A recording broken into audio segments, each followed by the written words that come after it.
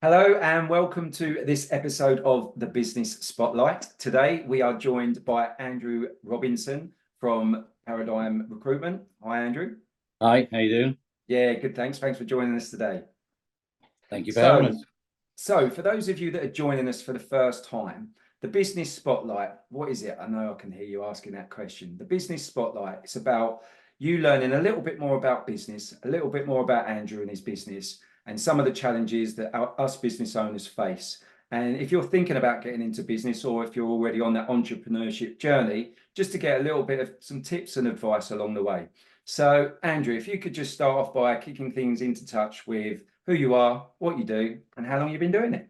All right. So my name's Andrew Robinson. I'm the owner and director of Paradigm Recruitment, and we are a niche recruitment organization specializing in cybersecurity, networking, software as a service, and cloud solutions. We predominantly work with pre-IPO vendors who are coming out of the VC world, and then some of those vendors that are household names today would be people like Cisco Systems, Palo Alto Networks, they're all over the news at the moment, Fortinet, dealing with cybercrime, cyber fraud, and all of that sort of stuff. Fantastic. Thanks for that share. So, Andrew, what would you say? I mean, I think I know the answer already, but it really makes you stand out from other recruitment companies that are out there. Well, as we've been established now for about 30 years, we've built up an extensive global network of individuals that we know across multiple disciplines. And I suppose why organizations come to us is for our knowledge base and the efficiency and the speed at which we can react to a need that they have in a specific country, whether that be Australia, whether that be the Middle East, whether that be Europe or North America. Wow. Okay. Fantastic. So you mentioned 30 years there. So, I mean, if you could give us just a little whistle tour of some of the stuff. Right, okay. So in the early years, I started from working from a room in the house. So basically what was the box room, what most people call hybrid working today, since we've now gone after COVID. That's how I set up. And I think in the first year I had 2 bad debtors, which was, I've never experienced that before, where not getting paid for doing the work that you do. We then grew from the first year over probably the next 10 years at a rate of about 140 to 240%. So we went from me in a bedroom to our first office and second office, and then 2 offices and 48 staff. Turnover went from 140,000 to 7.2 million, and everything was fine and dandy. And then the dot-com crash happened. And in hindsight, we had an offer from Harvey Nash to buy us out the previous August, which we should have taken at 6.9 million. But there we go. We were destined to do 12.8 million that year. The dot-com crash happened, and we went from making 1.25 million profit to a 585k loss in 12 months. Nothing to do with what we were doing. Purely the whole of our market imploded on itself.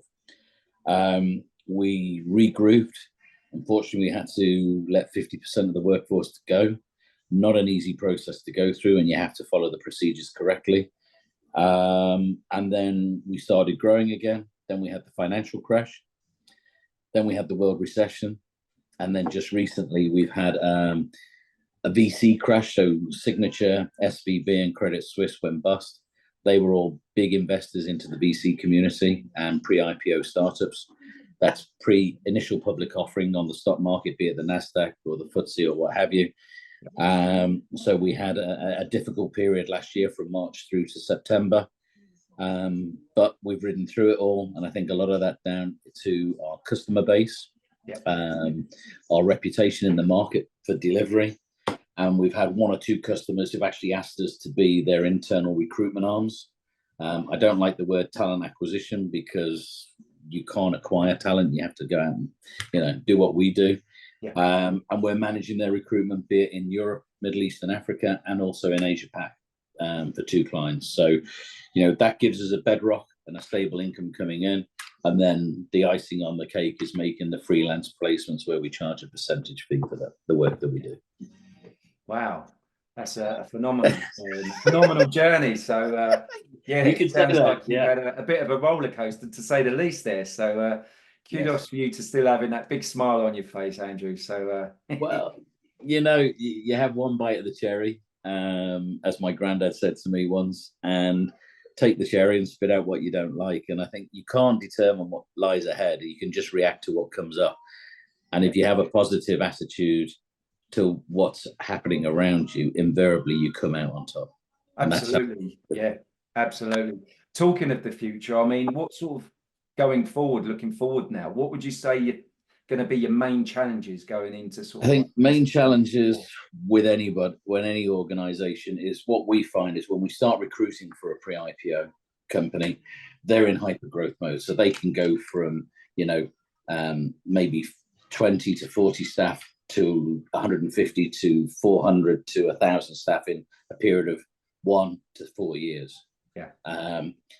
As they go through that journey, then come in procurement from bigger organizations, then come in HR.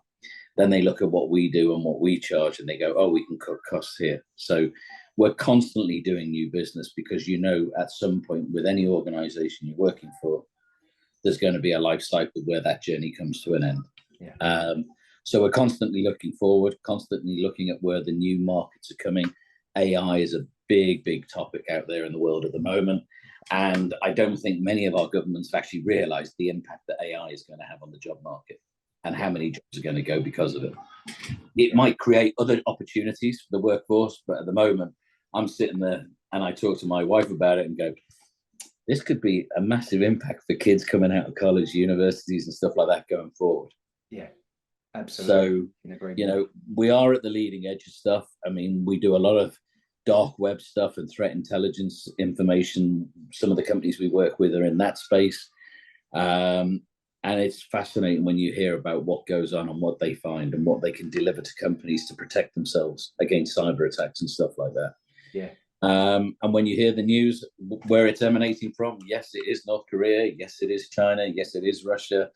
But it's also the other way around as well. So, in the marketplace a while back, there was a lot of talk about Huawei, who took over large-scale carrier infrastructure networks, and they have a backdoor so the Chinese could look in at what we were doing in the Western world. Yeah. Well, they copied Cisco's equipment, which is a Western vendor, massive Western vendor.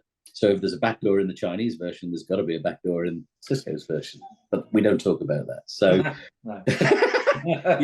they're the sort of insights that we get from working in the marketplace that necessarily didn't come on the news, but you're aware of. The challenges for most organizations is talent, the lack of in their particular sector, and how they attract them and how they define what the job is that they're looking for. We often come across organizations who we need to hire one of these, but they actually don't know what one of those is. They haven't spent the time to sit down with a blank sheet of paper and go, what is it we're looking for in the job description? Yeah. So when you do get the job description, they're actually looking for 4 people. Yeah. Because there's 4 different job descriptions in the job description you receive.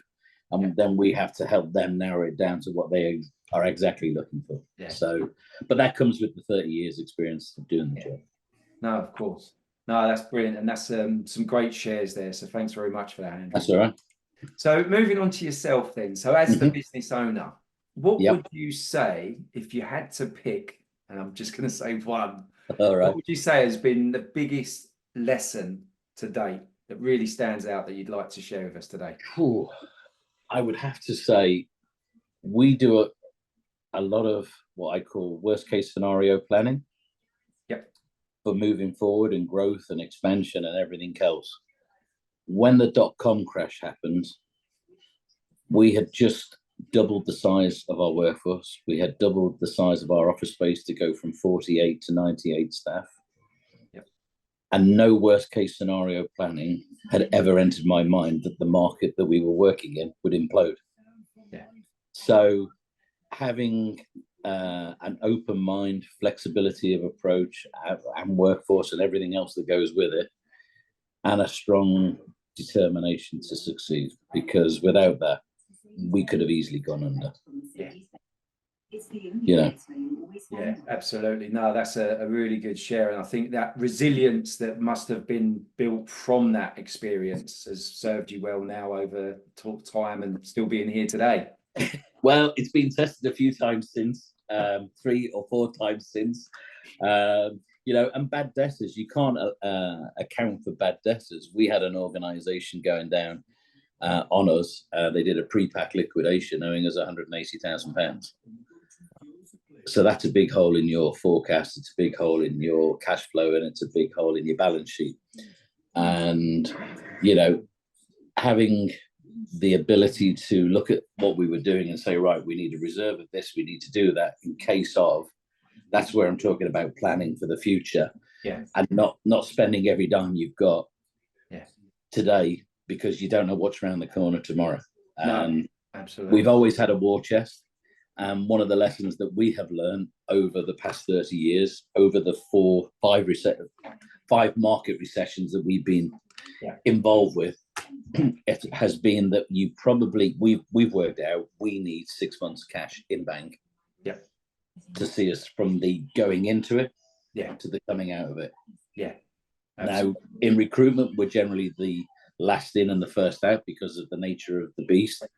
But in saying that, I don't know what other industry sectors have as their measuring tools and stuff, but you need to understand what those are for yourself and go, right, okay, if we need 3 months money or if we need 9 months money, make sure that's in the bank and that's locked down. And that's so key, because I think there's a lot of businesses out there, and as you say, it's obviously variant from industry sector, but the fact that you have measured it and you know that you need to have that 6 months, because as they say, what gets measured gets managed, right? So, correct. That's a great share. So thanks for that. That's all right.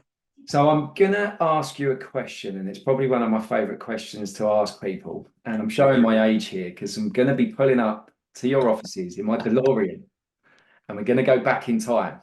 Right? Back to the future, right? No, we're going to go back in time, but we're going to go back to visit an 18-year-old you, Andrew. Oh, you're going to get the opportunity to give your 18-year-old self one golden nugget, one piece of advice, because it's going to be really beneficial to the people, to the viewers that are watching today. Wow. So have a little think about it if you need a bit of time. But what would that piece of advice be? Me, at 18, I didn't have a bloody clue about what I wanted to do in life. That only came in my mid-20s. But I suppose if I was talking to someone who was thinking of going into an entrepreneurship type role, it would be something along the lines: have a clear vision, have a roadmap, but don't make it rigid, because factors outside of your control are going to affect that roadmap and that journey that you're going to take. But if you've got your end goal and your end vision as where you want to be, you can achieve it. Even if you have to ebb and flow to get there, you can still get there.